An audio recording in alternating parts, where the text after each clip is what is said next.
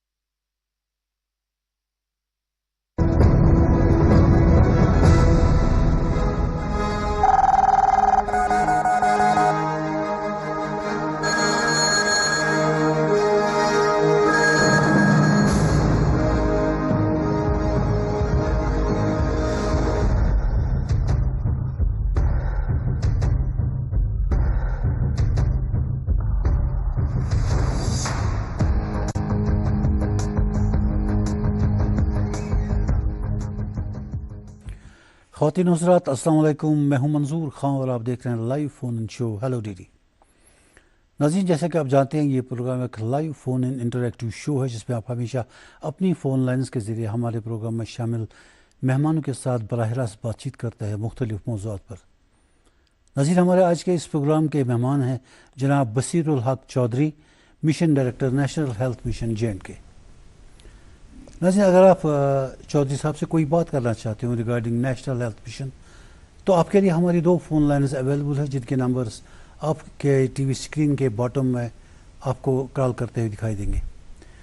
चौधरी साहब, you are welcome in the show sir. बहुत बहुत शुक्रिया आपका सर। जब हेल्थ की बात आती है तो लोगों को जनरली पता होता है कि जो हमारी डिस्पेंसरीज हैं, जो हमारे प्राइमरी हेल्थ सेंटर्स हैं या हॉस्पिटल्स हैं या स्पेशलाइज्ड हॉस्पिटल, इनके बारे में लोगों को जानकारी है, लेकिन when it comes to national health mission आपके डिपार्टमेंट के बारे में तो बहुत कम जानते हैं इस सिलसिले में। तो इस सिलसिले में चाहूँगा कि अगर आप इनिशियली हमें इसके एम्स और ऑब्जेक्टिव्स के बारे में बताएं कि नेशनल हेल्थ मिशन है क्या। बिल्कुल, बहुत शुक्रिया जी आपका। मैं सबसे पहले आपको ये बताना चाहूँ कि जो नेशनल हेल्थ मिशन है ये गवर्नमेंट ऑफ इंडिया की एक बहुत बड़ी फ्लैगशिप स्कीम है जिसका मेन मकसद जो है वो ये है कि कैसे हमारी हेल्थ सर्विसेज हैं उनको इम्प्रूव किया जाए। और ये इसकी फंडिंग जो है वो सारी गवर्नमेंट ऑफ इंडिया से होती है, लेकिन इसका कोऑर्डिनेशन जो है वो थ्रू जो हमारा health and medical education department है उसी के ज़ेरे असर मतलब उसी के ज़ेरे सदारत में जो है वो होता है। तो इसके अगर इन हेल्थ सर्विसेज को इम्प्रूव करने की अगर मैं बात बताऊं तो ये 3 तरीक़ों से होती है। पहला अव्वल तरीका इसका ये है कि भाई जो हमारा ह्यूमन रिसोर्स है, जिसमें डॉक्टर्स हैं, जिसमें पैरामेडिकल स्टाफ हमारा है, जिसमें हमारे जो डेटा को फीड करते हैं या जो ओवरऑल हमारी प्रोग्राम्स की मैनेजमेंट करते हैं, एक स्टाफ वो हो गया। दूसरा हमारे पास जिसको HR हम बोलते हैं, दूसरा हमारा पार्ट हो गया कि जो हमारी सर्विसेज हैं, जैसे अगर मैं आपको बताऊं कि हमारी 102, 108 सर्विसेज हैं जो एम्बुलेंस सर्विसेज चलती हैं पूरे यूटी के अंदर। उसके बाद जो हमारी सर्विसेज जो हैं, जैसे आप टेली रेडियोलॉजी की अगर हम बात करें, चाइल्ड या मैटरनल हेल्थ की अगर हम बात करें, जो बच्चे स्कूल में जाने वाले बच्चे हैं उनकी अगर हम बात करें, उनकी हेल्थ को लेके बात करें, अगर जो ओल्ड एज हैं उनकी अगर हम बात करें, जो हमारी कम्युनिकेबल डिजीज़ हैं उनकी अगर बात करें, या जो नॉन कम्युनिकेबल डिजीज़ हैं, अनेक ऐसे प्रोग्राम हैं जो हम इसको जो है वो चलाते हैं। तीसरा हमारा पार्ट हो गया कि इसमें इंफ्रास्ट्रक्चर जो है, जिसमें कहीं अपग्रेडेशन करनी है या नए सिरे से बिल्डिंग बनानी है, जिसका मैं जिक्र भी आपको बताऊंगा। तो ये एक प्रोग्राम ऐसा है कि जो हेल्थ एंड मेडिकल डिपार्टमेंट जो हमारा है उसकी जो है वो लाइफलाइन है, उसको कैसे सपोर्ट करता है, कैसे असिस्ट करता है। हम ऐसा नहीं है कि भाई हम रिप्लेस नहीं करते, बल्कि हम असिस्ट करते हैं और उनको किस तरीके से सर्विसेज को इम्प्रूव किया जाए इसके ऊपर जो है वो काम करते हैं। जैसे मैं आपको अगर आंकड़ों में बताऊं तो लगभग 10,500 के करीब हमारे पैरामेडिकल स्टाफ हेल्थ वर्कर्स जो हैं वो काम करते हैं। उसके बाद 13,500 के करीब हमारी आशा वर्कर्स हैं जो काम करती हैं, जो ग्राउंड के ऊपर जो है हर घर जाके हर सर्विसेज के बारे में देना है उसके ऊपर अगर हम काम करती हैं। उसके बाद अगर देखा जाए सर्विसेज में तो हमारी 4-5 बड़ी सर्विसेज जो हैं बड़े स्तर पे चलती हैं। जैसे 102 एक सर्विस है, आपको 102 नंबर डायल करना है तो कोई भी प्रेग्नेंट लेडी है, उसका कोई भी इशू है, उसको हॉस्पिटल में विजिट करना है या उसको कोई इमरजेंसी आ गई है, उसको लेके जाना है, तो वो 102 पे कॉल करेगी तो हमारी एम्बुलेंस जो है वो आपके वहाँ पे एक रीज़नेबल टाइम, आधे घंटे या 20 मिनट लोकेशन के हिसाब से जो है आपके पास पहुँच जाएगी और वो आपको हॉस्पिटल लेके जाएगी और वापस छोड़ के भी जाएगी। दूसरी जो 108 है जो जनरल है कि किसी भी ह्यूमन बीइंग को, कोई भी आदमी, कोई भी व्यक्ति है, अगर उसको कहीं एम्बुलेंस की या इन चीज़ों की ज़रूरत पड़ती है, मेडिकल इमरजेंसी की कोई ज़रूरत पड़ती है, तो वो इमीडिएटली उसको कॉल करता है, तो उसके अनुसार जो है वो मैक्सिमम टाइम जो है हमारा 30 मिनट है, उसके अंदर वो पहुंच जाती है। उसके बाद जो हमारे हॉस्पिटल के अंदर इक्विपमेंट्स हैं जो इनको ठीक करना होता है, कि जैसे जिसमें एक्सरे है, जिसमें बाकी एक हॉस्पिटल के अंदर जाए तो कितनी कितनी मशीनें होती हैं, बहुत सारी उन मशीनों को जो है वो ठीक करवाने का सारा एक जो काम है वो भी NHM के ज़रिए होता है। प्लस स्क्रीनिंग जो है हमारी, जो जितने भी जो बड़े चलते हैं, जैसे मलेरिया कभी हो गया, डेंगू कभी हो गया, या दूसरी डिजीज़ होगी जो कम्युनिकेबल हैं, जो मतलब फैलती हैं, जैसे TB एक बहुत बड़ा मैन हमारा प्रोग्राम जो चल रहा है, बहुत बड़ा जो है ये, इसमें बड़े स्तर पे जो है प्रोग्राम हमारे चल रहे हैं, जो मैं आगे चल के भी आपको बताऊंगा।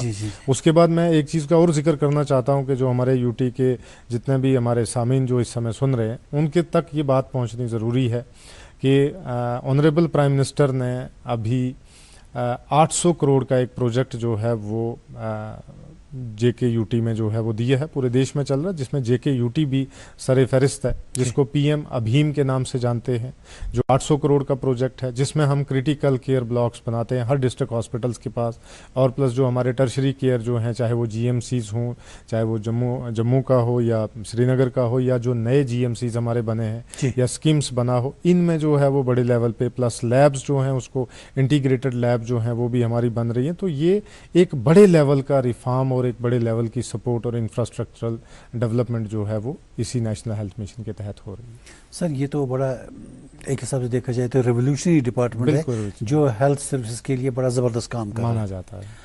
सर आप इस नेशनल हेल्थ मिशन में रिप्रोडक्टिव जो एरिया है, ख़ासतौर से नियोनेटल या मदर्स जो हैं उनके लिए, या चाइल्ड बर्थ के सिलसिले में आप उनका केयर करते हैं, उनको देख लेते हैं, ताकि बर्थ रिलेटेड कोई डेथ ना हो वगैरह। बिल्कुल। गवर्नमेंट ऑफ इंडिया का जो इसमें पैरामीटर है जो होना चाहिए, वो मुझे लगता है कि दैट इज़ अर्लियर जो था 25 डेथ्स इन 1000 लाइव बर्थ्स, बिल्कुल, बच्चों की, और एक रखा था उन्होंने मदर के लिए। अब आजकल का रेशो आप ही बता सकते हैं वो मैं क्या है? बताना चाहूँगा। देखें क्या है कि इसमें जो गवर्नमेंट ऑफ इंडिया ने हमारी स्कीम शुरू की है, जिसको मैटरनल हेल्थ या जिसको हम नियोनाटल, जो बच्चों की चाइल्ड हेल्थ केयर है, उसके लिए जो है जिस दिन जो है वो हम कहेंगे कि बच्चा कंसीव होता है, उस दिन से लेकर 5 साल तक कंप्रीहेंसिवली जो है हम उस बच्चे को ट्रैक भी करते हैं, माँ के पेट में भी ट्रैक करते हैं, यहाँ पे भी करते हैं। तो 2 तरीके से, जैसे जो कोई भी लेडी है, कोई भी हमारी बहन है, बेटी है, जिसकी शादी होती है, तो उसको आशा वर्कर जो है वो उसी दिन से अपने खाते में रजिस्टर कर लेती है। फिर जिस दिन जो है वो हामला हो जाती है, वो प्रेग्नेंट हो जाती है, उसके बाद जो है उसके लिए हमने पूरे 9 महीने के अंदर मिनिमम 4 जो हैं वो कंपलसरी जो डॉक्टर्स के पास विजिट कराना है, वो हमने कंपलसरी करके रखे हैं। जैसे तो उसमें जो है वो हर चीज़ जो है उसकी केयर हम करते हैं, जो भी है, चाहे उसमें कोई मेडिसिन का खर्चा है, कोई आने जाने का कोई खर्चा है, या वहाँ पे जब डिलीवरी पॉइंट पे जो इंस्टीट्यूशनल डिलीवरी होती है, मतलब जो हॉस्पिटल्स के अंदर डिलीवरी होती है, जिसको स्किल्ड जो हमारी हेल्थ वर्कर्स हैं वो करवाते हैं या डॉक्टर्स करवाते हैं, वो हो गया। उसके बाद उस बच्चे को कोई अगर उसकी पूरी हेल्थ का ध्यान रखना है, उसकी वैक्सीनेशन का पूरा पार्ट अगर हमने देखा है वो भी रखना है, प्लस उसको जो है वो पूरा जो दवाई उसके ऊपर इस्तेमाल होती है, जो हॉस्पिटल में ज़रूरत है, वो भी देनी है, माँ को भी और बच्चे को भी। और साथ साथ में उसको कोई भी अगर जब उसको बच्चा पैदा होता है उसके बाद भी उसको माँ को, बच्चे को डाइट का हो गया, उसके ट्रांसपोर्टेशन का हो गया, दवाइयों का हो गया, ये सारा जो है खर्चा गवर्नमेंट ऑफ इंडिया उठाती है और बहुत अच्छी स्कीम है। दूसरा, उसी के साथ साथ फिर जब 1 साल से लेके बच्चा मतलब जो पैदा होता है, फिर वो 1 साल तक उसकी केयर करते हैं, फिर 5 साल तक जो है वो उसकी हम पूरी केयर करते हैं। तो जो पहले हमारा जो स्तर था कि 25 तक हमने उसको, जो हमारे मिलेनियम डेवलपमेंट गोल हैं, जिसको सस्टेनेबल डेवलपमेंट गोल बोलते हैं, उसके तहत जो है वो कम होना था। तो अभी सबसे अच्छी चीज़ ये है कि हमारे वो आंकड़े जो हैं वो 17 से कम हैं। जी गोया कि हमने पिछले 10 सालों में बहुत एक मेजर अचीवमेंट की है। जी जी क्योंकि ये अचीवमेंट आपने अगर रिड्यूस हम कर दिया है देखें 25 के आंकड़े को। जी बिल्कुल, वो हमारा जो है अभी खासकर जो जिसको हम इन्फेंट बोलते हैं, इन्फेंट का मतलब हो गया कि जो 1 साल तक हो, उसका जो है वो अभी हमारा जो डेटा है वो 17 है। Sir we have a call online, पहले उनसे ओके बात करते प्लीज। हैं। हेलो हेलो हेलो हेलो अस्सलाम वालेकुम। वालेकुम सलाम। ठीक छोस? हाँ बिल्कुल, अपना तारुफ दीजिए साहब। गुलाम नबी डार हम हंदवारा। हाँ गुलाम नबी साहब फरमाइए। चौधरी साहब वन तो NHM मिशन अत मज डिपार्टमेंट डाटा ऑपरेटर पोस्ट खल अत कर एडवर्टाइज बच लगान। चौधरी साहब जो बोजान पान चौधरी साहब तुम आवाज बोजान डायरेक्ट करियो कत। अस्सलाम वालेकुम। जी वालेकुम अस्सलाम, आप बताएं। बस ठीक हो सर, ठीक है आप? बिल्कुल ठीक हूँ, आप बताएं प्लीज। बहुत से अस्पतालों में डाटा एंट्री ऑपरेटर खाली है, अगर आप सर एडवर्टाइज निकालेंगे कोई बहुत से बच्चे लग जाएंगे वहाँ। ठीक है बिल्कुल करेंगे। चलो ठीक ठीक, थैंक यू। तो ये जो आप अभी थोड़ी देर पहले फरमा रहे थे कि बच्चों के लिए आप कितना केयर करते हैं, right from the day they get conceived और उसके बाद डिलीवरी तक, डिलीवरी के बाद भी कुछ 5 साल तक तो हम उसका पूरा करते हैं और फिर 6 साल for everybody every yes yes everyone everyone. और मैं एक आपके माध्यम से एक मैसेज देना चाहता हूँ जी जी कि हम ये नहीं कि हम किसी चीज़ के खिलाफ हैं कि आप किस डॉक्टर के पास जाना है, किसके पास नहीं जाना है, लेकिन मेरी जो खासकर जो हमारे रूरल पॉपुलेशन है, जी। मेरी उनसे ये रिक्वेस्ट है कि जो आशा वर्कर जो है उसके पास रजिस्टर ज़रूर करवाएं, पहली बात। दूसरी बात, आप जो हैं वो सरकारी हॉस्पिटल में जाके चेक करवाएं। ये इसलिए चेक नहीं करवाना है कि एक रूटीन वर्क है, ये इसलिए क्योंकि ये आपका हक है। सरकार ने जो है वो इसके लिए आपके लिए बहुत अच्छा प्रोग्राम बनाया है, खासकर जो ऑनरेबल प्राइम मिनिस्टर हमारे नरेंद्र मोदी जी हैं, उन्होंने इतनी ज़बरदस्त ये स्कीम बनाई है कि जिससे बच्चे का जो है वो जिस दिन हमारी बहन बेटी की शादी हो जाती है उस दिन से लेकर जब तक उसको बच्चा पैदा होता है और पैदा होने के 5 साल तक, फिर 5 साल से जो है वो 18 साल तक पूरी देखभाल जो है वो सरकार जो है बहुत ही जो है वो समझदारी के साथ और नफासत के साथ उसका पूरा कवरेज करती है। बिल्कुल, और इसमें जो है वो आप किसी किस्म की कोताही न बरतें, बिल्कुल इसमें हिस्सा लें। आप जो हैं जो स्कीम्स हैं, स्कीम्स के ऊपर हम आने वाले दौर में और भी बहुत सारी हमारी जो एक्टिविटीज़ हैं जो है उनके ऊपर हम करने जा रहे हैं, जिससे लोगों में बेदारी पैदा हो कि लोग जो हैं उससे अवेयर हो जाएं। तो इन चीज़ों के ऊपर जो है वो जब तक हमारा जो सिटीज़न है, जो हमारी बहन है, बेटी है, वो जब तक इसमें इंटरेस्टेड और हिस्सा नहीं लेंगे तब तक स्कीम अधूरी है। लेकिन इसके साथ साथ मेरा एक मैसेज और भी है कि जो हमारी उस बच्ची के घर वाले हैं, खासकर उसका जो खामंद है, उसका हस्बैंड जो है या उसके जो इन-लॉज वाले हैं, वो उसके साथ जो हैं वो कोशिश करें कि वो उसके साथ उसको हॉस्पिटल में लेके आएं, क्योंकि वो हमारी बच्ची है, हमारी नस्लें उससे चलती हैं, सारी चीज़ें। तो उसमें किसी किस्म की कोई कोताही ना करें, क्योंकि कभी कभार अक्सर हम ये देखते हैं कि बच्ची जब हमारी या बहन जिसकी शादी होती है उसकी जब प्रेग्नेंट होती है तो लगभग 4थे महीने में या 5वें महीने में अगर आप देखेंगे उसको ब्लड की कमी होती है, वो थोड़ी सी अनीमिक हो जाती है। तो अगर हमारी बेटी है जिससे हमारा वंश चलने वाला है, अगर हम उस वंश की देखभाल नहीं करेंगे तो मुझे लगता है कि आने वाला हमारी जो संतान है कैसे चलेगी, पहली बात। दूसरी बात ये है कि एक बच्ची है जो एक दूसरे ह्यूमन बीइंग को जो है वो खुराक दे रही है, नहीं पाल रही है अपने पेट के अंदर, 9 महीने तक वो उसको पाल रही है। जब तक हम उसका ध्यान नहीं रखेंगे तो हमारा बच्चा जो है वो कैसे स्वस्थ होगा, हेल्दी कैसे होगा। अगर माँ हेल्दी होगी तो बच्चा भी हेल्दी होगा।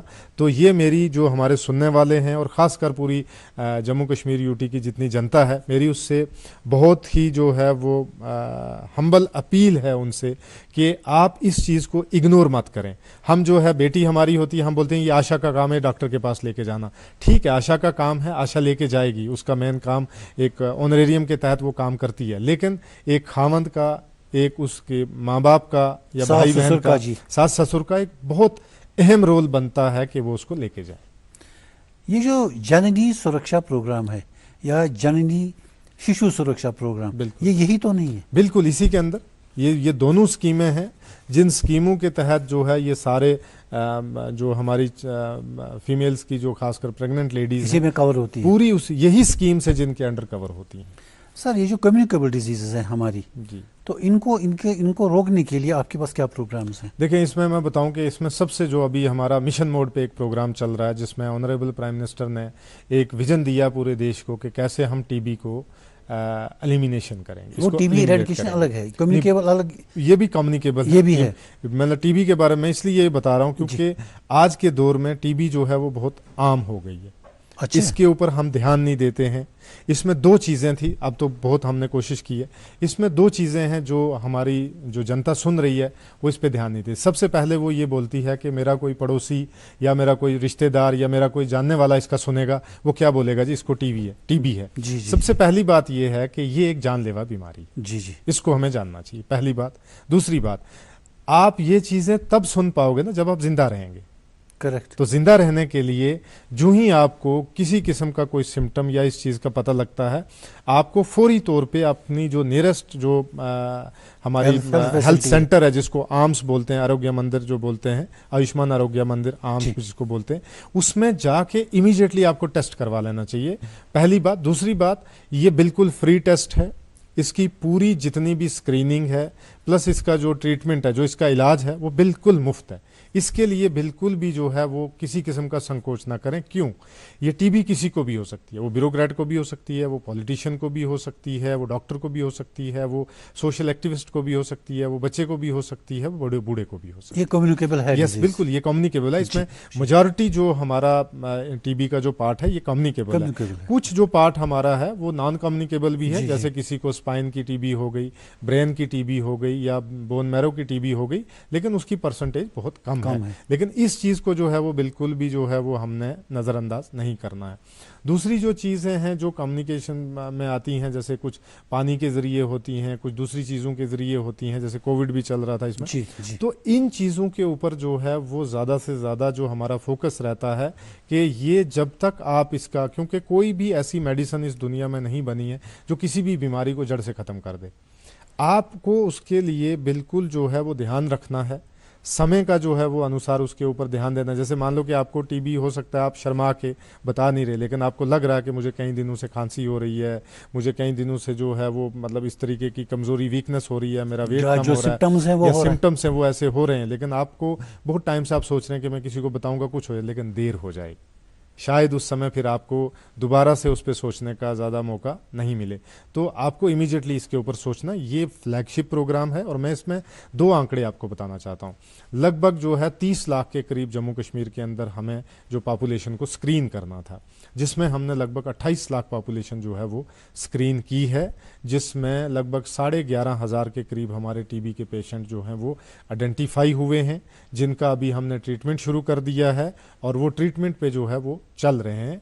और ज़्यादा से ज़्यादा अगर लोगों को इस चीज़ का पता लगता है तो वो शर्माएं नहीं, संकोच नहीं करें, क्योंकि शायद ये बीमारी जब तक आपको आप बोलेंगे कि जिस दिन के ये मुझे पता लगेगा और फिर मैं जो है मेरा कोई इसको मेरा मजाक नहीं उड़ाएगा, देखिए 4 लोगों को और लग गई होगी। बिल्कुल हाँ। तो और सबसे बड़ी बात ये है कि ये आप जो घर में है, आपके कांटेक्ट में जितने भी हैं उन सब के लिए खतरा है। हाँ, सही बात। तो गोया आप सिर्फ एक ऐसी चीज़ के लिए जो ना इंसानी समझ के हिसाब से ठीक है, ना आपके फेथ के हिसाब से ठीक है, कि आप अपने आसपास में 4-5 जनों की या 10 जनों की या माशरे में लोगों की जो जान खतरे में डालें।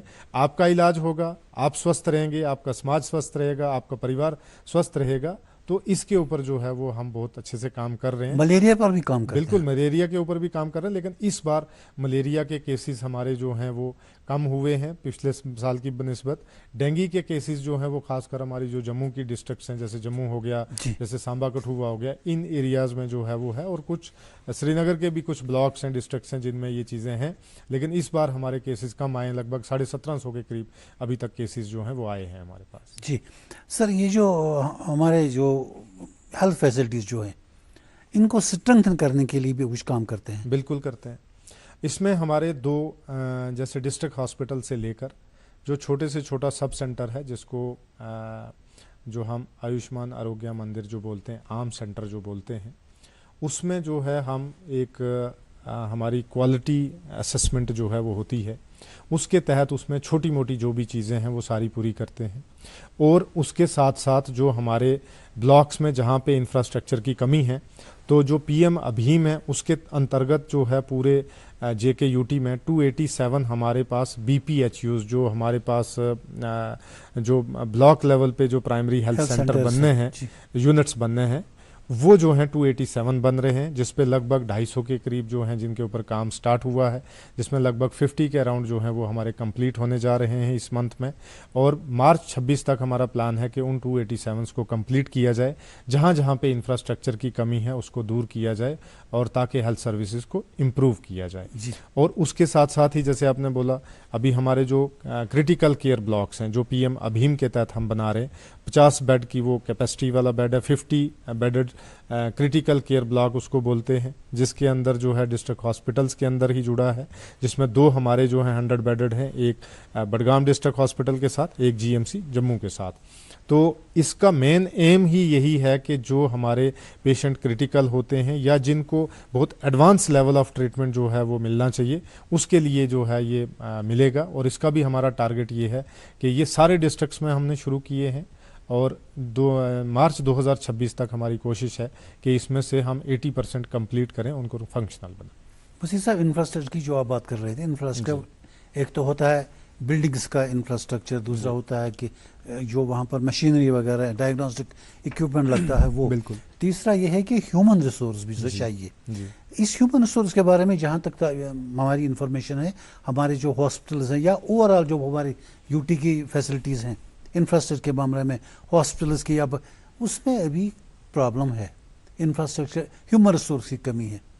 तो आप क्या करते हैं उस सिलसिले में? आपसे तो काफ़ी उम्मीदें हैं। फिर देखिए जी, मैं उसमें 2 चीज़ें आपको बताना चाहूँगा कि हर जगह जो है वो इम्प्रूवमेंट का स्कोप रहता है, पहली बात।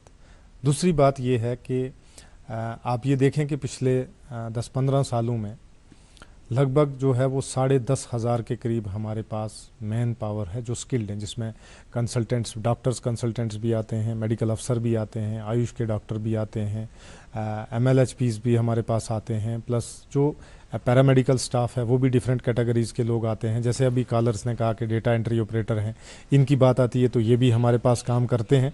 ये सारी चीज़ें अगर आप देखेंगे तो पिछले 10 साल के अंदर ये चीज़ें हमारी इम्प्रूव हुई हैं। अभी और बहुत सारी जगहों पे जो हमारा एक स्टैंडर्ड है कि उस स्टैंडर्ड के हिसाब से हमारे पास डॉक्टर्स कितने होने चाहिए, कंसल्टेंट कितने होने चाहिए और जो पैरामेडिकल स्टाफ है वो कितना होना चाहिए। तो जितनी हमें ज़रूरत है, हमारे जो सैंक्शन हमारी स्ट्रेंथ है उसका जो है वो हमारे पास 90% अवेलेबल है। सर, लेकिन कॉल ऑनलाइन थोड़ी देर में बात करेंगे इस पे। हेलो हेलो हेलो, अस्सलाम वालेकुम सर। वालेकुम सलाम। कौन साहिबा, कहाँ से? सर मैं जड़ी जोन से सर DO हूँ, आउटसोर्स सर। जी पूछिए अपना सवाल। जी सर एक्चुअली हमें 4 मंथ से सैलरी ही नहीं सर, हमें बहुत सारे इश्यूज है। आप काम करती है वहाँ? सर मैं DO हूँ जड़ी जोन से सर। जी क्या है? सैलरी नहीं है सर। जी सर। आप क्या है madam? Sir DO data entry operator sir. कहाँ पे? सर जड़ी जोन में सर। आप कब लगे हैं? सर मुझे 7th ईयर है। कितना? 7th year. 7th year. अच्छा, 7th ईयर है आप। आप जी आउटसोर्स से लगे हुए हैं कि रेगुलर से लगे हैं? आप आउटसोर्स से लगे हैं कि रेगुलर साइड से लगे हुए हैं? सर मैं अभी आई ऑफिस से ही, मैंने आपको देखा लाइव सर। नहीं, मैंने कहा बिल्कुल ठीक है। आप जो हैं वो मतलब एडवर्टीजमेंट पे लगे हैं? एक्चुअली सर मैंने अप्लाई किया था जॉब को। ठीक, कब किया था? सर 2017 में निकला था, उससे पहले किया था सर। अच्छा, आपने ज्वाइन किया वहां पे? जी तो आपका जोन जडीबल में क्यों नहीं रिलीज कर रहे? हमने तो आपकी सैलरी, मैं ये भी अपने जो आप सुन रही हैं तो मैं सारे NHM के और भी स्टाफ सुन रहे होंगे। पहले हमारा जो एक अकाउंट था वो ये चलता था कि हमारे पास अकाउंट्स में पैसे आते थे, फिर हम उसको सैलरीज देते रहते थे। लेकिन अभी जो है गवर्नमेंट ऑफ इंडिया ने एक मेजर फाइनेंशियल रिफॉर्म किया है। मुझे लगता है कि ये एक बहुत बड़ी देन है ऑनरेबल प्राइम मिनिस्टर की। अब जो है वो हमारा सिस्टम ये हो गया है कि हमारा कोई भी बिल जो है जहाँ से जनरेट होता है और जहां जिस आदमी के उसमें जाता है तो बिल्कुल जो है वो शफाफ तरीके से हमें डीबीटी पता डायरेक्ट लगता है। बेनिफिशियरी नहीं, वो ट्रांसफर। पहले भी था, लेकिन अब जो है वो ऐसा हो गया कि हमारा जो बिल यहाँ से जाएगा, फिर उसके बाद एसएनएस स्पर्श में जाएगा और उसका पैसा डायरेक्टली रिलीज होगा। इसकी जो सबसे अच्छी बात जो है वो ये है कि अब जो पहले डलीमा रहता था, एम्बिग्यूटी थी, वो ख़त्म हो गई है। तो हमने आपके बिल जो फंड्स जो हैं वो हमने जो है वो 12 अक्टूबर को रिलीज़ किए हुए हैं। मैं एक बार चेक कर लूँगा कि जोन जडीबल में जो है वो क्यों नहीं मिला है। सर कुछ और एरियाज में भी पेंडेंसी की बातें आ रही हैं। अभी 9 ब्लॉक्स में है वो, हमने उसको रिमूव किया है। वो जो अपलोडिंग है जिसमें वो अपलोड कर रहे हैं, जो से कुछ ब्लॉक्स से जो है वो हमारे पास वापस आए हैं, तो उनको जो है वो दोबारा से हमें पुश किया है। आज भी जो सेक्रेटरी हेल्थ हैं उन्होंने जो है वो मीटिंग ली है इसके रिगार्डिंग, और उन्होंने तमाम ऑफिसरान को और तमाम डीडीओज जितने भी हैं उनको दोबारा से इंस्ट्रक्शन दिए कि इमीडिएटली इन बिल्स को जो है वो रीलोड करें। पहले उन्होंने किया था, शायद उसमें कोई कमी थी, तो उस कमी की वजह से बिल वापस इनके पास आ गया। तो अब दोबारा से कल ये करेंगे, तो आने वाले 3-4 दिनों में ये भी मसला हल हो जाएगा। सर हम रिसोर्स की बात कर रहे थे, आपने फरमाया कि आपने अपनी तरफ से काफ़ी कोशिश की हो, चाहे पैरामेडिक्स हों चाहे डॉक्टर्स हों वगैरह, आप अपनी तरफ से इनको अपॉइंट करते हैं या हॉस्पिटल्स के साथ मिलकर या प्राइमरी हेल्थ सेंटर से मिलकर इन कोलैबोरेशन आप काम कर रहे हैं? नहीं नहीं, हमारा तो काम ही है कोलैबोरेशन। मतलब this health mission, national health mission is working under this department of health and medical education J and K government. जी यस, तो वो sir under the overall supervision of the secretary health. अच्छा, फाइनेंशियल टेक्निकल सपोर्ट भी आप देते हैं? बिल्कुल, yes. Financially भी बहुत सारी स्कीमें चलती हैं। जैसे मैं बताऊं आपको कि हमारा एक एक्सीलेंट सेंटर चलता है बच्चों के लिए, जो जीएमसी जम्मू का जो पार्ट है हमारा, जो एसएमजी हॉस्पिटल है वहाँ से चलता है, जो 10 डिस्ट्रिक्ट्स को जोड़ता है। और वहाँ पे बच्चों के रिगार्डिंग जो है वो सर्विसेज या जो ऑनलाइन जो हेल्प होती है या गाइडेंस होती है, डायग्नोसिस होता है, उसको जो है वो वहाँ पे डिस्ट्रिक्ट में बैठे हुए डॉक्टर्स को जो है उनके साथ शेयर करते हैं ऑनलाइन। तो अभी हमारा जो एसएमजी जम्मू में जो है वो अभी दोबारा स्टार्ट हो गया है। उसके ऊपर जो है वो अभी कुछ सर्विसेज जो हैं उसमें पहले नहीं थी, अब उस सर्विसेज को अपग्रेड किया गया है, तो उससे एक बहुत राहत मिलती है। वो सारा हम ही चलाते हैं। कश्मीर में भी जैसे अगर हम जीएमसी कश्मीर में भी अगर बच्चों का हॉस्पिटल जो बीमिना में है, चिल्ड्रन हॉस्पिटल 500 बेडेड, उसमें बात करें तो उसमें भी जो है वो इस साल के आखिर तक स्टार्ट हो जाएगा। और वो भी जो है वो 10 डिस्ट्रिक्ट में जो डिस्ट्रिक्ट हॉस्पिटल्स हैं उनको जो है वो हमारी सर्विसेज को मुहैया करेगा। सर हमारी यूटी में चाहे जम्मू हो कश्मीर हो, हमारी यूटी में जितने भी लोग रहते हैं, मर्द औरतें बच्चे जवान, वो सब, हमारी जो ओवरऑल इंडेक्स ऑफ हेल्थ है, highest level of health achieve करने के लिए, वेयर डू वी स्टैंड? अगर उसमें बात करें तो जम्मू कश्मीर का जो हेल्थ सिस्टम है, it is one of the best in the country. अगर हम बात करें जी, उसमें भी अगर आप देखेंगे हमारे जो डॉक्टर्स हैं, जो पैरामेडिकल स्टाफ हमारा है, या जो हमारे हेल्थ वर्कर्स हैं, या जो डॉक्टर्स हैं, चाहे वो प्रोफेसर्स हैं, एचओडीज़ हैं, चाहे वो स्कीम्स के हों, चाहे जीएमसीज़ के हों, चाहे डिस्ट्रिक्ट हॉस्पिटल्स के हों, इवन पीएचसी लेवल पे, एनटीपीएचसी लेवल पे भी हमारे जो डॉक्टर्स हैं वो बहुत मेहनत करते हैं और बहुत मेहनत से काम करते हैं। उनका अगर देखा जाए, उनकी जो उनका प्रोफेशनलिज्म उनके अंदर है, जो काम करने का उनका तरीका जो है वो बहुत अच्छा है और बहुत ह्यूमन है। वो मतलब वो एक टच देता है कि एक पेशेंट जो है वो सिर्फ दवाई से ही नहीं ठीक होता, वो डॉक्टर का बर्ताव कैसा है जी, वो भी जो है वो उसकी वजह से भी ठीक होता है। बीच में कुछ चीज़ों की कमी भी होती है, वो आपको भी पता है कि कोई भी चीज़ जो है वो 100% दुरुस्त नहीं हो सकती है, लेकिन कुछ चीज़ों पे कमी है। लेकिन उसके बेसिस पे हम ये नहीं बोल सकते कि हमारा पूरा ओवरऑल हेल्थ सिस्टम जो वो अच्छा नहीं है, बल्कि हमें उन चीज़ों में, मैं जो हमारे जितने भी जो हाईएस्ट लेवल ऑफ प्रोफेशनल्स हैं, खासकर मेडिकल प्रोफेशनल्स हैं, मेरी उनसे भी अपील है कि जो आपके जूनियर्स हैं या जो इस प्रोफेशन में नए नए आते हैं, उनकी भी वो इसी तरीके से तरबियत करते रहें, उनको भी बताते रहें कि जो मेडिकल एथिक्स क्या होते हैं, ट्रीटमेंट के एथिक्स क्या होते हैं, एक ह्यूमन बीइंग के साथ जिसको हम मॉरल या वैल्यूज़ सिस्टम बोलते हैं, वो भी इनके अंदर इनकलकेट करना ज़रूरी है। लेकिन इन सारी चीज़ों को मद्देनज़र रखते हुए जो वो काम करते हैं वो बहुत अच्छा काम करते हैं, उसमें कोई दो राय वाली बात जो है वो नहीं। सर पॉपुलेशन स्टेबलाइजेशन का जहाँ तक ताल्लुक़ है, कोई रोल है आपका इस पे? क्योंकि अगर आज सुबह की मैं बात करता हूँ, हमारे मुल्क की आबादी 146 करोड़ हो गई है, बल्कि इट्स गॉन एड। मैं सुबह देख रहा था ये आज 146 करोड़ प्लस हम जा रहे हैं।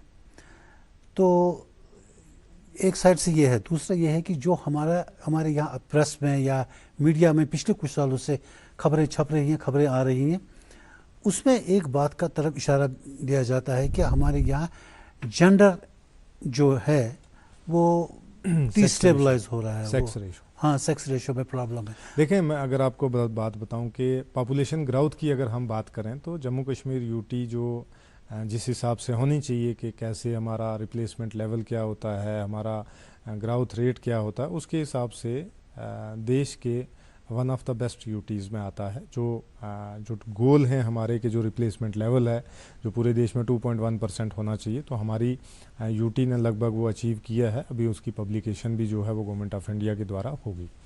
इसके साथ साथ मैं आपको एक चीज़ जो है वो बताता चलूँ यहाँ पे कि जो हमारी सेक्स रेशो है ये इसमें बहुत इम्प्रूवमेंट हुई है जब से बेटी बचाओ बेटी पढ़ाओ का कार्य जो है या मिशन जो है वो ऑनरेबल प्राइम मिनिस्टर जी के हाथों ये जो है वो शुरू हुआ। तो पहले डिविजन था, पहले कुछ जगहों पे ये तो हमेशा रहता है, ये तो कहीं भी मतलब कहीं पे नहीं है। उन्होंने एक पहले इसके लिए कोई स्पेसिफिक प्रोग्राम नहीं था। अच्छा, जैसे पहले आपको कहाँ जाना है, मतलब आपके पास बहुत रास्ते थे, लेकिन अब उन्होंने जो है वो स्पेसिफिक किया कि रास्ते जो हैं, अगर गर्ल चाइल्ड को सेव करना तो ये रास्ता है, उसकी मदर को सेव करना तो ये रास्ता, मतलब हर चीज़ का एक मिशन दिया, एक विजन दिया और एक रोड मैप दिया।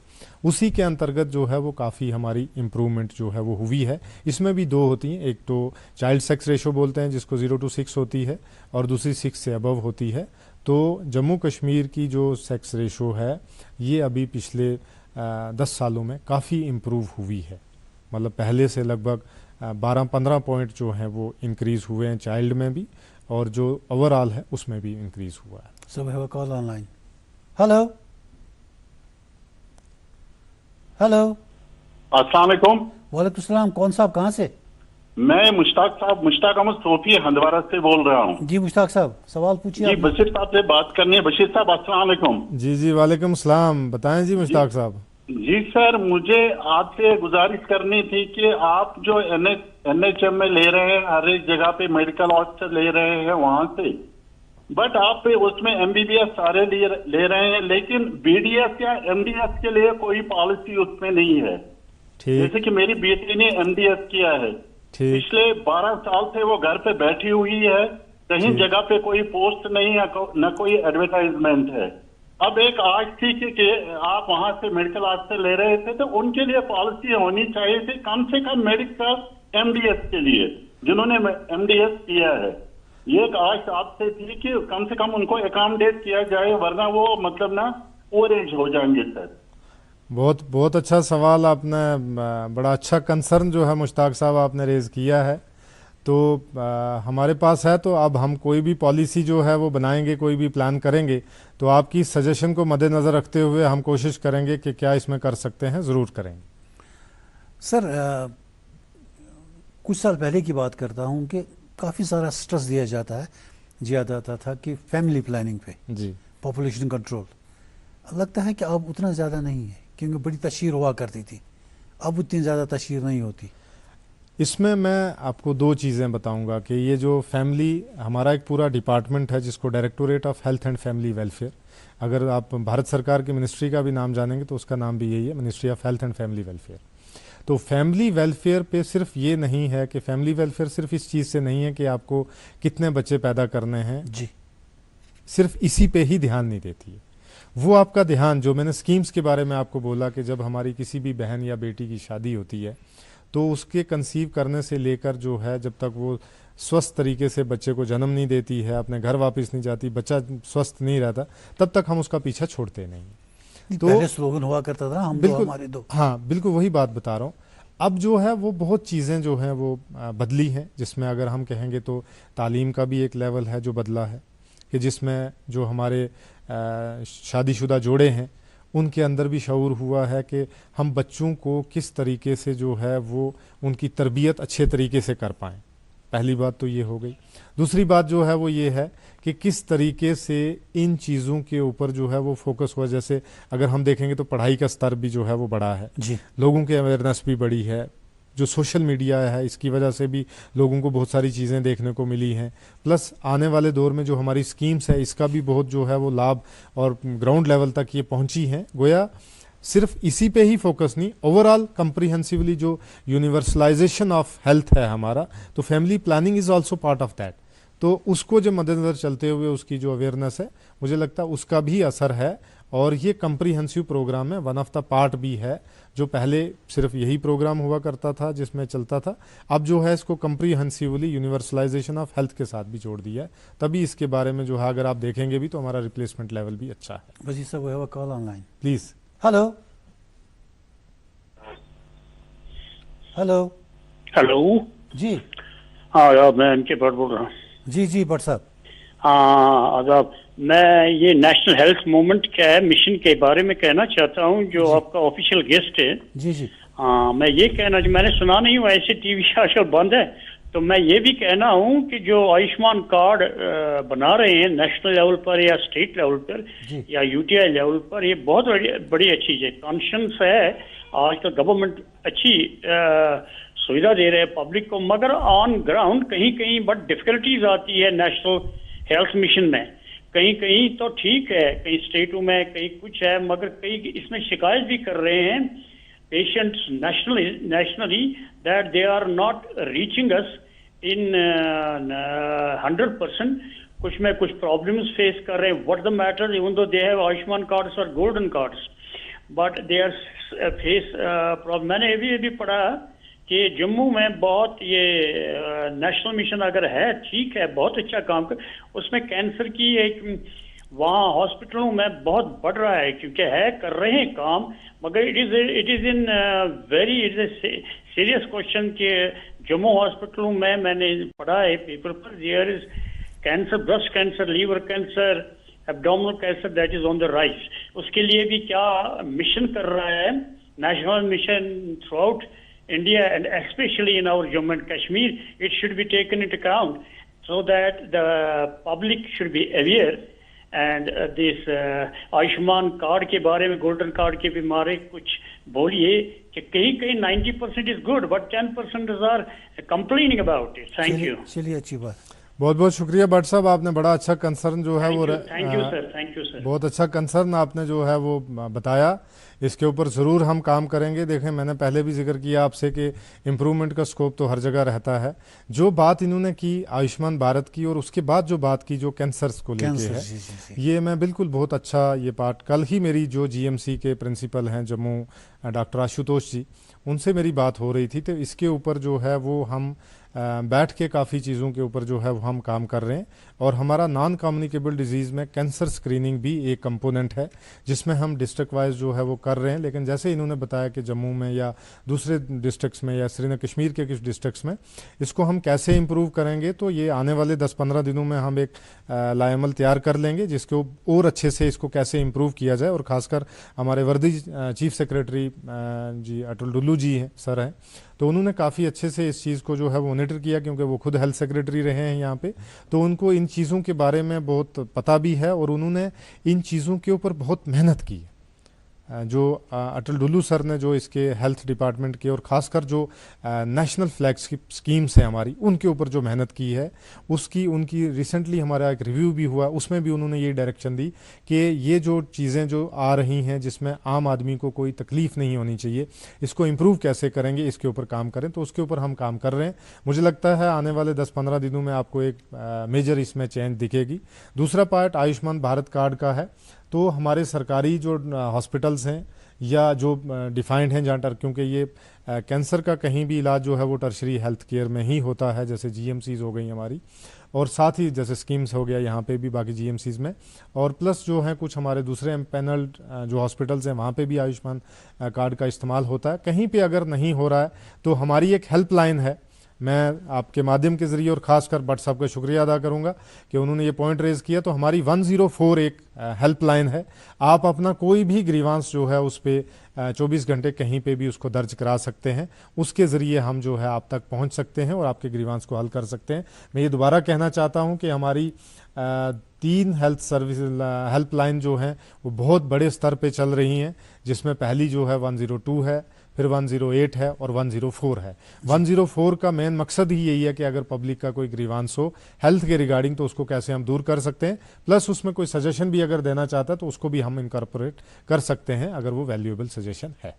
सर बच्चों और जो माएँ हैं उनके बारे में तो आपके पास प्रोग्राम हैं, आपने तो उनका जिक्र भी किया, लेकिन एडोलसेंट्स की जो बात है, एडोलसेंट्स की हेल्थ के लिए आपके पास क्या क्या प्लान्स हैं या क्या प्रोग्राम्स हैं? क्योंकि एडोलसेंट अगर हेल्दी एडोलसेंट हो, बिकॉज वो कैन, हाँ बच्चे बिल्कुल, हाँ जब वो एडल्ट होंगे, हेल्दी होंगे, तभी तो हम उम्मीद कर सकते हैं कि दे कैन बी देखिए इसमें बेनिफिशियल। दो तरीके की, बहुत अच्छा आपने किया। मैंने जैसे पहले जिक्र किया कि जो ऑनरेबल प्राइम मिनिस्टर जी हैं उन्होंने जो प्रोग्राम अभी जो स्टार्ट किए हुए हैं वो इतने कंप्रीहेंसिव हैं कि वो किसी भी एज ग्रुप को छोड़ते नहीं। 0 to से मैंने बताया कि 0 to 5 ईयर एज ग्रुप तक जो है वो पूरा वो आंगनवाड़ी के ज़रिए भी उसका ख्याल रखा जाता है, प्लस हमारा RBSK की टीम्स हैं जो डॉक्टर हैं जो आंगनवाड़ियों को जो है 1 साल में 2 बार विज़िट करना उनके लिए कंपलसरी होता है, जो वहाँ विज़िट करते हैं, बच्चों की स्क्रीनिंग करते हैं। किसी बच्चे को कहीं मेडिकल इंटरवेंशन की ज़रूरत तो नहीं है, उसको जो है वो हम इंटरवीन करके टर्शरी हेल्थ केयर पे या जहाँ पे भी उस बच्चे का इलाज हो सके वहाँ उसको रिकमेंड करके लेके उसका इलाज करवाते हैं।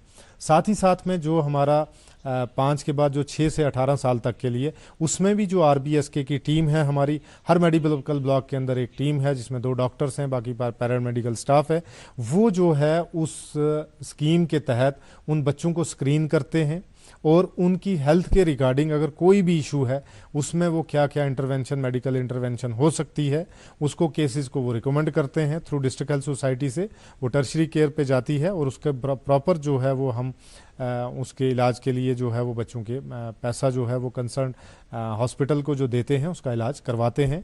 और अगर मैंने पहले भी बताया कि अगर इसके रिगार्डिंग भी किसी का भी कोई ग्रीवांस है, चाहे बच्चे का है चाहे किसी का भी है, तो 104 पे कॉल करके अपना ग्रीवांस दर्ज करा सकते हैं ताकि उसके ग्रीवांस तक के ज़रिए माध्यम से हम उसके पास पहुंच पाएँ।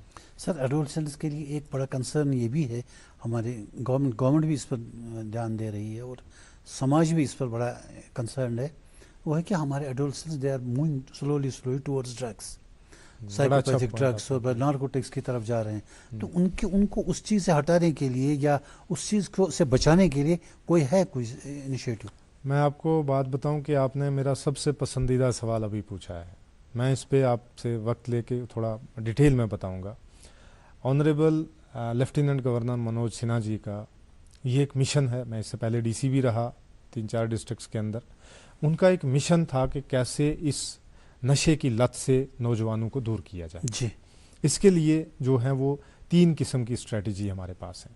पहली स्ट्रेटजी मैं आऊँगा उस पे ऊपर, जो सबसे बड़ा जिन पे उन्होंने जोर दिया, जिसको जो एनकार्ड की मीटिंग्स भी होती हैं जिसमें वर्दी चीफ सेक्रेटरी भी हमारे उसके ऊपर वक्तन फ़क्तन रिव्यू करते हैं, हेल्थ सेक्रेटरी भी उसको रिव्यू करते हैं और काफ़ी फोकस्ड है हमारा जो है इस नशा मुक्त के ऊपर। तो ये 3 लेवल की चीज़ें हैं जो हमें करनी है और ये हमें करने के लिए ऑनरेबल लेफ्टिनेंट गवर्नर ने बहुत ज़्यादा इसके ऊपर जोर दिया। पहला ये है कि किस तरीके से हमारा जो ये हॉटस्पॉट जो जहाँ पे नशे की ये चीज़ें मिलती हैं या नशे की चीज़ों को प्रमोट किया जाता है उसके ऊपर ड्रग्स को लेके बहुत ज़्यादा काम हुआ है और इसमें UT गवर्नमेंट की जो है under the leadership of honourable lieutenant governor एक बहुत ज़ीरो टॉलरेंस पॉलिसी है, पहली बात। दूसरा जो है वो ये है कि जो ऐसे लोग हैं जिस पे डिस्ट्रिक्ट एडमिनिस्ट्रेशन खासकर DC जो है वो एनकार्ड एक कमेटी होती है जिसका वो चेयरमैन होता है, SSP उसका मेंबर होता है, बाकी अलाइड डिपार्टमेंट जैसे CMO हो गया, चीफ एजुकेशन वाले हो गए, दूसरे जितने भी डिपार्टमेंट लाइन डिपार्टमेंट है वो उसके मेंबर होते हैं। उनका मेन फोकस होता है कि कैसे डिस्ट्रिक्ट से हम जो है इसको ख़त्म करें, जिसमें पंचायत फ्री करनी है, स्कूलों को फ्री करना है, वार्ड्स को फ्री करना है, लोगों को इस लत से दूर करवाना है। डी एडिक्शन के सेंटर चल रहे हैं। इसमें मैं ये भी जिक्र करना चाहूँगा, स्किम्स में कुछ बहुत अच्छे डॉक्टर हैं, डॉक्टर जैसे डॉक्टर माजिद हैं, वो इसके ऊपर बहुत अच्छा काम कर रहे हैं ड्रग डी एडिक्शन के ऊपर। अभी हम उनके साथ भी जो है एक प्रोग्राम करेंगे जिससे और लोगों को जो है वो अवेयरनेस मिलेगी। तीसरा जो पार्ट है जो सबसे ज़रूरी है और अहम ज़रूरी है कि जो हमेशा वक्तन फ़क्तन जो टेररिज्म को लेके और इस नशे की बीमारी को लेके, नशे की लत को लेके ऑनरेबल लेफ्टिनेंट गवर्नर जो हैं वो हर बार अपील करते हैं कि समाज के हर व्यक्ति को जो है, हर इंसान को, हर बशर को जो है वो एकजुट होकर खड़ा होना पड़ेगा, तभी इन बीमारियों से निजात दिला पाएंगे हम अपनी आने वाली नस्लों को और हमारी समाज को, ताकि जम्मू कश्मीर भी एक विकसित जम्मू कश्मीर बने जो विकसित भारत का हिस्सा बन पाए।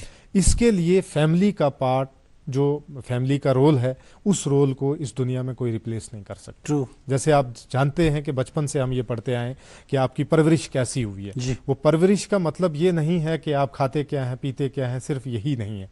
उसमें ये है कि आप किस माहौल के अंदर रह रहे हैं, आपका घर का माहौल कैसा है, आपके स्कूल का माहौल कैसा है, आपके आस पड़ोस का माहौल कैसा है। आप उस माहौल के अंदर जब तक एक माँ बाप या एक तक जो समाज के जो जिम्मेदार नागरिक हैं, जब तक वो अपना एक अहम किरदार है, जब तक वो किरदार निभाएंगे नहीं, तब तक मुझे लगता है कि ये चीज़ें दूर नहीं हो सकती। मैं जैसे आपको एक मिसाल दूं, जब मैं डीसी पुलवामा था, वहाँ पे मेरा एक कोलीग था, नाम मैं नहीं लेना चाहता, उसके बेटा जो है वो मुझे रात को 6:30 बजे के करीब, जो है सर्दियों की बात है, मुझे फ़ोन आया कि उसका बेटा जो है कहीं लापता हो गया है। हालात वाक़यात के चलते वो बड़ा परेशान हो गया कि मेरे बेटा कहाँ गया। तो देखते देखते हमने भी कोशिश की, आगे पीछे सारी चीज़ें की। सुबह जो है 8:30 बजे के पास पता लगता है कि उसकी एक डेड बॉडी जो है वो किसी एक फील्ड में पड़ी है। तो जब हमने पता किया, मालूम किया, तो वो उसी का बेटा था और 12th क्लास में वो बेटा पढ़ता था। उसने डिस्टिंक्शन जो है वो लाई 12th के अंदर, और उसने शायद उसके बाद नीट का एग्ज़ाम दिया था, शायद वो भी क्वालिफाई हुआ, उसके बारे में मुझे एग्जैक्ट पता नहीं, लेकिन होनहार बच्चा था। Was it drug related case? वो क्या हुआ कि कहीं ड्रग्स लेते थे, किसी आदत पड़ी, कहीं से ओवरडोज हो गया, तो उसको उससे उभर ही नहीं पाया, उसकी डेथ हो गई। आप मुझे ये बताएं कि वो बच्चा हमारा है, हमारा नौजवान है, हमारी नस्ल है। जिस तरीके से उस बच्चे की हमने परवरिश की, उस तरीके से तो उस बच्चे को जीना चाहिए था। ट्रू। लेकिन वो जी नहीं पाया। अब इसका जिम्मेदार कौन है? क्या पुलिस इसकी जिम्मेदार है? ना। क्या डीसी इसका जिम्मेदार है? क्या कोई दूसरा समाज का आदमी जिम्मेदार है? नहीं। इसका सबसे पहला जिम्मेदार हो सकता है घर वाले हैं। एज एडमिनिस्ट्रेशन में, जब मैं डीसी रहा तो हो सकता है बिल्कुल डीसी भी जिम्मेदार हो सकता है, एसपी भी जिम्मेदार हो सकता है, लेकिन सबसे पहली जो जिम्मेदारी है, जो हमारा समाज, जो हमारे वालिदैन, जो हमारे बड़े, जो हमारे बुजुर्ग भाई बहन, वो सब भूल चुके हैं कि ये काम हमारा नहीं, ये काम इनका है, ये काम आपका है। आप अपने बच्चों के साथ बैठें, आपके बच्चे आपसे दूर हो रहे हैं, आप उनके ऊपर ध्यान नहीं दे रहे हैं।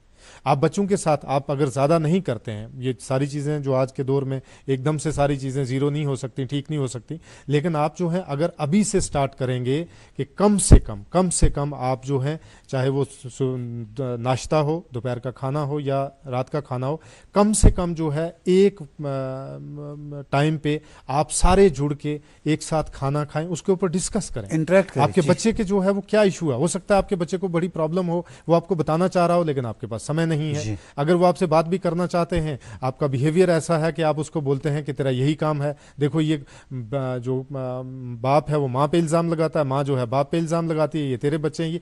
ये कलेक्टिव एफर्ट है, हमें बैठ के उसको सुनना है। जब तक हम उसको सुनेंगे नहीं, तब तक हम उसकी प्रॉब्लम को सॉल्व नहीं कर पाएंगे।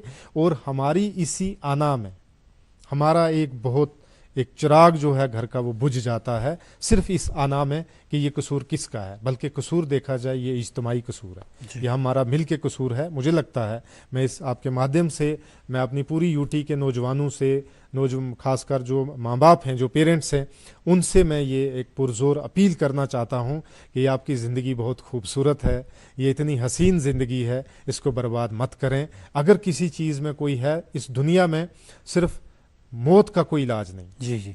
मतलब जिस दिन आदमी ने मरना है, वो दिन, वो टाइम मुकर्रा है, उसको छोड़ के बाकी हर चीज़ का इलाज इस दुनिया में हो सकता है। आप अकेले मत समझें, आप अपने आप को अकेला मत समझें। हम नौजवानों से बात करें, आप बात किसी से भी करें, आप इस चीज़ को जहन से निकाल दें कि आपकी कोई बात सुनेगा वो ये बोलेगा कि नहीं जी आप ड्रग्स लेते हैं तो आपका किरदार ख़राब है। बिल्कुल ख़राब नहीं है। आप भी एक जो है वो समाजी बाशऊर और एक इज़्ज़तदार आदमी हैं, बच्चे हैं, आप भी भाई हैं। लेकिन ये चीज़ जब तक आप जहन से नहीं निकालेंगे, मरने से बेहतर है आप किसी को बताओ, आप अपने माँ बाप को बताओ। और माँ बाप से भी मेरी अपील है, अपने बच्चों से पूछो, उनके ऊपर ध्यान दो, वो कहाँ जाते हैं, वो कहाँ आते हैं, उनकी छोटी चीज़ों को जो है, छोटी छोटी ज़रूरतों को जो है वो समझो, पूरा करो और उनके साथ प्यार करो, मोहब्बत करो। और नौजवान जो हैं वो अपनी ज़िंदगी से दुश्मनी मत करें, अपनी ज़िंदगी से प्यार करें। ये बड़ी ज़रूरतमंद और बड़ी अच्छी ज़िंदगी है जो आने वाले टाइम में जो है हमारे लिए कारगर साबित होगी। नहीं तो आने वाले टाइम में हमारे पास नौजवान नस्ल बचेगी। बशीर साहब ने बड़े अच्छे कलमात अदा किए। इस सिलसिले में नौजवानों को काफ़ी नसीहतें की। एक कॉलर है हमारे साथ जुड़े। जी प्लीज़। हेलो। ओके, हेलो, जी, अस्सलाम वालेकुम। वालेकुम सलाम। अपना तारुफ दीजिए, कौन सा, आप कहाँ से? सर मैं सैयद अहमद मलिक डूरू अनंतनाग से बोल रहा हूँ। जी जी, पूछिए। हाँ सर, मैं सबसे पहले मैं बशीर साहब को वारंगली वेलकम करता हूँ इस प्रोग्राम में। बहुत बहुत शुक्रिया मलिक साहब। हाँ सर, मेरी ये डिमांड है बशीर साहब, जब आपने इस महकमे का चार्ज संभाला तो मैंने फोन पर आपके साथ बात की, तो मेरी डिमांड उस टाइम भी यही थी कि हमारा SDF है तो उसमें NHM की साइड से थोड़े मतलब स्टाफ की कमी है। 1-2 सिस्टर्स हैं वहाँ पर, स्टाफ सिस्टर्स। उस टाइम भी मेरी यही डिमांड थी कि 2 स्टाफ सिस्टर्स और होने चाहिए NHM की साइड से, ताकि जो रेगुलर साइड हमारा है तो उसमें FMW, फार्मासिस्ट या स्टाफ सिस्टर्स रिटायर हुए। तो मतलब आज के डेट में अक्सर वो ये वैसे ही भी वैकेंट, तो अगर आपकी साइड से 2 स्टाफ। बहुत बहुत शुक्रिया, आपने बहुत अच्छा कंसर्न जो है वो इसको जो है वो छेड़ा। लेकिन मेरी आपसे एक रिक्वेस्ट है कि जो मैंने अभी ड्रग्स को लेके अभी जो बात की है, तो इस चीज़ को जो है वो आप भी अपने घर से शुरू करें। ये ज़रूरी नहीं है कि भाई आपके खुदा ना करे ऐसा हो कि आपके बच्चे कहीं इन्वॉल्व हों इसमें, लेकिन मुझे लगता है कि ये सबक जो है आप भी शुरू करें। और मेरा आपसे प्रॉमिस है कि मैं इस महीने के आखिर में जो है आपके वहाँ डूरू में जो है वो विज़िट करूँगा। और मेरी आपसे रिक्वेस्ट भी रहेगी कि मैं जब आऊँ तो आप मेरे से मुलाकात भी करें, तो वहीं बैठ के जो भी मसला होगा वो हम हल करने की कोशिश करेंगे। सर, ये जो एड्स प्रिवेंशन का मसला था, एड्स भी एक प्रॉब्लम रही पिछले कई सालों से, इस बारे में आप क्या कर रहे हैं? देखिए, अब तो ये पहले ये बहुत बड़ी प्रॉब्लम थी, लेकिन आजकल अगर देखा जाए तो इंडिया ने इसमें बहुत अच्छा काम, भारत हमारे देश is it preventable now? Yes, बिल्कुल प्रिवेंटेबल है, इसका इलाज है। अब दूसरी बात ये है कि अगर आप देखेंगे कि इससे बचा कैसे जाए, उसके ऊपर जो प्रोग्राम है वो चलाए जाए। ये भी एक किस्म का सोशल टैबू है जी, कि हम बोलते हैं कि ये अगर किसी को सेक्सुअल एक्टिविटीज से जो है ये होता है, लेकिन ठीक है, होता है, उससे भी साइंस भी यही कहती है। दूसरा पार्ट ये है कि हो सकता है कि किसी इन्फेक्टेड आदमी से भी आपको ये हो सकता है, नीडल से होता है, बिल्कुल हो सकता है, कहीं ना कहीं आपका ब्लड जब उसके उसमें कांटेक्ट में आ सकता है तो उससे भी हो सकता है। आप इससे बचने की कोशिश करें, और अगर है तो इससे छुपने की या इससे दूर भागने की ज़रूरत नहीं है। आप जो है हमारा नज़दीकी कोई भी केंद्र है, सेंटर है, उसमें रजिस्टर करवा के आपका पूरा इलाज किया जाएगा। आप पूरी हेल्प करेंगे कि किस तरीके से इस बीमारी से आपको भी निजात मिल सके। बाकी हम कोशिश करेंगे कि इस महीने के आखिर में ऐसे जो स्पेशलिस्ट हमारे हैं या जो इस पे बहुत ज़्यादा काम करते हैं, मैं आपसे भी रिक्वेस्ट करूंगा कि हम उनको भी भेजेंगे ताकि वो इसके ऊपर जो है आपको और ज़्यादा आगाही करवा सकें और ज़्यादा बात उसी से वो call online. Hello please. Hello जी, हेलो, अस्सलाम वालेकुम सर। वालेकुम सलाम। सर मैं रूबी कादिर बोल रही हूँ चादरा से। जी पूछिए। जी, सर से बात करनी थी। हमें ना पोस्ट पिछली बार निकले FMPW के अगस्त में, लेकिन हमने वो भरे, लेकिन उसका कोई एग्जाम नहीं आया है। कहाँ पे भरे हैं आपने? हाँ, यही चादरा में, डिस्ट्रिक्ट बड़गाम से भरा है, ऑनलाइन भरना था वो। कहाँ भरना था और कब भरना था? बड़गाम डिस्ट्रिक्ट ने ही, बड़गाम डिस्ट्रिक्ट ने ही इसकी एडवर्टीजमेंट निकाली थी। वो फुल एडवर्टीजमेंट निकले सर। मैंने सारे डिस्ट्रिक्ट में 8 पोस्ट निकले डिस्ट्रिक्ट बड़गाम में। नहीं, ऐसी कोई भी एडवर्टीजमेंट की अगर पिछले 5-6 साल या 1 साल की बात है तो मेरे इल्म में नहीं है, क्योंकि हमने कोई भी एडवर्टीजमेंट की अनुमति किसी भी उसको नहीं दी है। लेकिन फिर भी मैं चेक करूंगा कि अगर बड़गाम में ऐसा कोई है, ऑनलाइन फॉर्म भरे हैं, तो मैं चेक करूंगा और मैं ज़रूर आप तक कोई इन्फॉर्मेशन जो है वो पहुंचाने की कोशिश करूंगा। ओके सर, लेकिन हमने सुना कि ये जो MMPAW वाले उन लोगों ने उनको स्टे लाया है, क्योंकि बोलो जो कोविड में हमने काम किया है वो आप लोग ने अहम खाली किया है। नहीं, मैं एक बार चेक करूंगा, क्योंकि इसके बारे में मुझे पूरी मालूमात मेरे पास है नहीं है, तो एक बार आ जाएगी। लेकिन मैं आप तक ज़रूर ये जो है इन्फॉर्मेशन पहुँचाने की कोशिश करूँगा। सर, प्रोग्राम के आखिरी लम्हात है, मैं जानना चाहूँगा कि ट्रांसफ़र पॉलिसी आपकी क्या है? क्योंकि काफ़ी सारे लोग आपने कहते हैं कि दूर दूर एरियाज़ में भेजे हैं लेकिन वापस नहीं उनको बुलाया जाता। आपके अप्लाइज की अब आपने ये सवाल पूछा है तो मैं भी बड़ा संजीदगी से और बेबाकी से इसका जवाब देना चाहता हूँ। हमारी नेशनल हेल्थ मिशन जो है ये एक सपोर्ट सिस्टम है। ये जिसको हम लाइफ लाइन बोलते हैं हेल्थ डिपार्टमेंट की, ये वो है पूरे देश में।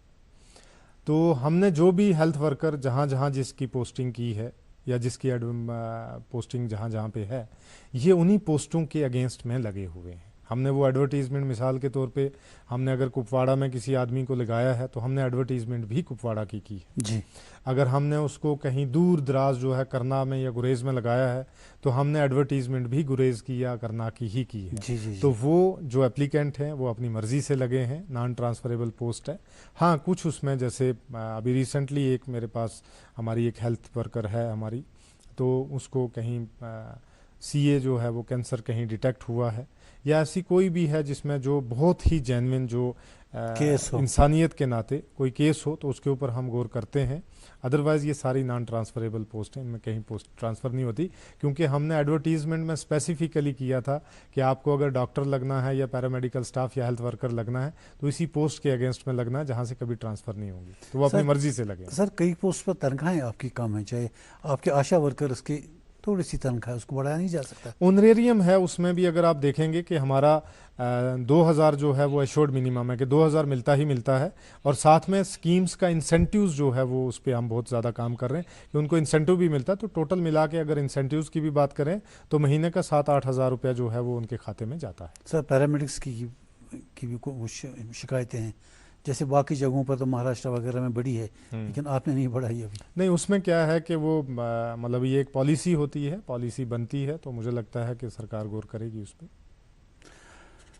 सर काफ़ी सारी चीज़ें हैं और मैं चाहता हूं कि आखिरी लम्हात प्रोग्राम के आप कुछ लोगों को कुछ कहना चाहते हैं, कोई मैसेज देना चाहते हैं? मैं 2 चीज़ें कहना चाहता हूँ आपके माध्यम से। पहला तो ये है कि आपकी हेल्थ जो है बड़ी ज़रूरी है। अगर आप स्वस्थ रहेंगे, खासकर ऑनरेबल प्राइम मिनिस्टर के अगर आप विजन की बात करें तो उन्होंने बहुत सारे हेल्थ को रहने के प्रोग्राम जो है वो चलाए। जैसे अभी उन्होंने कहा कि आपको मोटापा जो है वो कम करना है, आपको बिल्कुल कम करना है, जिसमें ऑनरेबल चीफ मिनिस्टर को भी उन्होंने एम्बेसडर जो है वो अपने ट्वीट के माध्यम से डिक्लेयर किया। साथ ही साथ में जो है वो जो हमारा रनिंग है या योग के ऊपर उन्होंने ध्यान किया, फिज़िकल एक्सरसाइजेस के ऊपर ध्यान दिया।